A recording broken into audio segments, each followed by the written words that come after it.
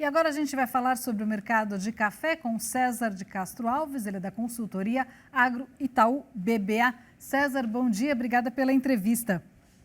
Bom dia, é um prazer estar aqui com vocês. César, amanhã é o Dia Mundial do Café, a gente está adiantando as comemorações para hoje, porque geralmente de terça-feira a gente fala de café aqui no Bem da Terra. Você viu aí na matéria, né, falando sobre a questão de março, a questão de logística, da seca e tal. Como foi mês de março? Faz um resumo para a gente.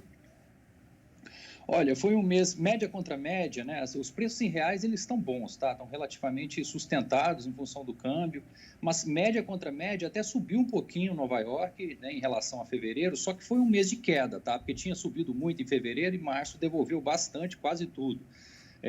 Pesou a piora da situação na Europa, né? Ou seja, o mercado de café ele depende de uma melhora do view de demanda, né? Ou seja, um destravamento aí das cafeterias, hotéis, né, no hemisfério norte, as importantes regiões de consumo. Isso estava caminhando para melhor até que o mês de março andou para trás, né? Novos lockdowns, né, em vários países por lá.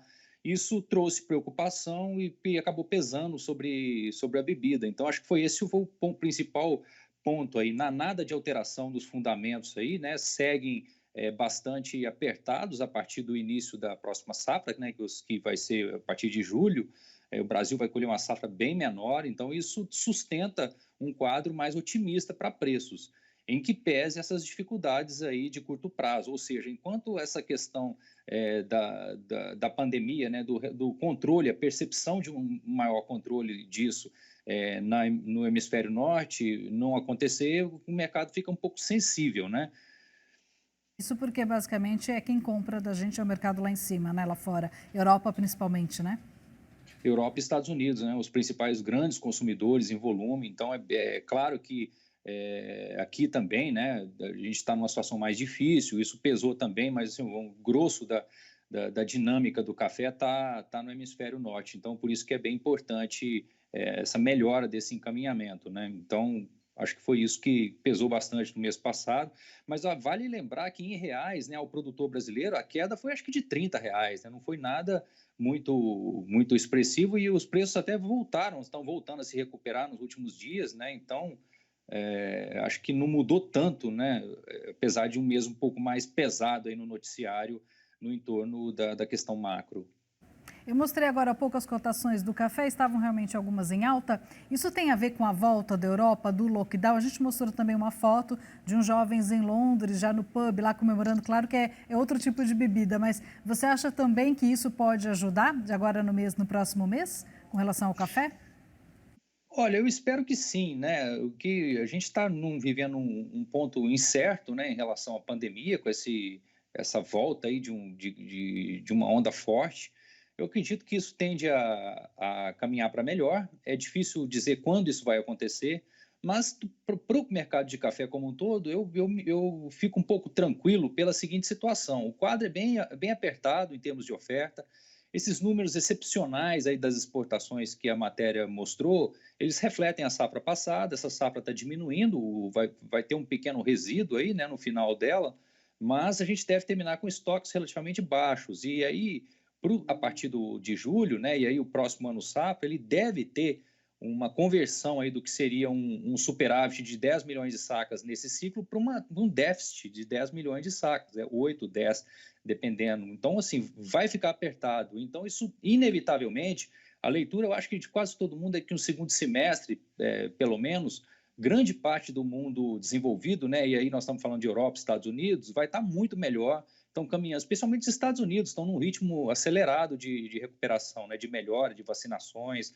Então, isso tudo deve surtir efeito aí mais adiante. Lembrando que nós vamos ter também todo o nosso calendário climático aqui, né, leia-se o frio chegando, que é sempre um ponto de atenção e deve fazer os fundos, né, de investimento ficarem mais comprados ou não ficarem vendidos, né? Eles estão comprados, reduziram bastante essas posições em função dessas questões, né, relacionadas à piora da macroeconomia e da atividade lá, né, por conta das vacinações, mas acho que é algo que deve passar e vai encontrar um mundo aí bem menos ofertado, né, uma produção menor do Brasil e um mundo em recuperação. Então, além dessa questão climática, então, por mais que a gente não tenha geada, né, grandes problemas aí, a gente deve ter uma produção menor, certamente, e um mundo caminhando para melhor, uma reabertura gradual aí das cafeterias, hotéis, todo o setor de turismo, isso é bem relevante. Então, eu acho que o curto prazo ele vai ficar um pouco volátil e difícil em função desse avanço, né, essa melhora lá,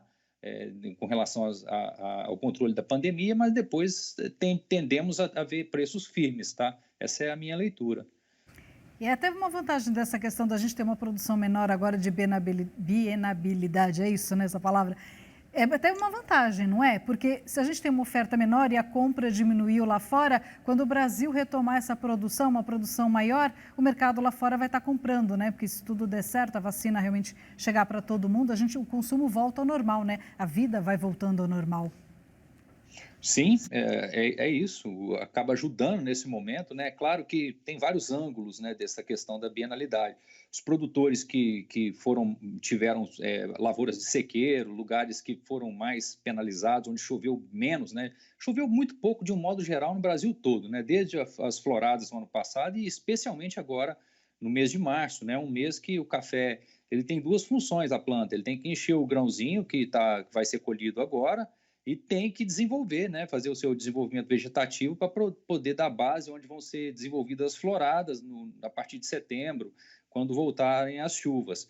E foi muito ruim esse mês de chuva, choveu abaixo da média em quase todas as regiões. Então, as lavouras estão sentidas. Então, alguns produtores que podem eventualmente estar numa situação pior em termos do seu parque cafeiro, podem sentir bastante, né, uma quebra esse ano, e aí é difícil um preço que ajusta tudo isso, né? Mas, na média, vamos dizer assim, do país, esse efeito bienal do Arábica acaba ajudando, sim, a equilibrar as forças, né? A gente está vindo aí de um ano bem ofertado, né? A gente teve ganhos aí por conta de câmbio, os preços melhoraram desde o ano passado, mas o aperto virá é agora, né? Claro que o mercado já vem precificando essa piora da oferta de cafés que virá em função do problema climático, que é irreversível, que o Brasil sofreu, mas isso acaba ajudando a equilibrar a equação. Tanto é que os preços estão mais elevados, justamente por isso, porque nós vamos ter uma safra menor. Então, uma coisa acaba equilibrando a outra, em que pese em algumas situações o prejuízo ser maior. Tá? Eu digo, o preço não compensa o tamanho da quebra, isso é caso a caso, né? Ah, ótimo, César. Obrigada pela entrevista, pela participação.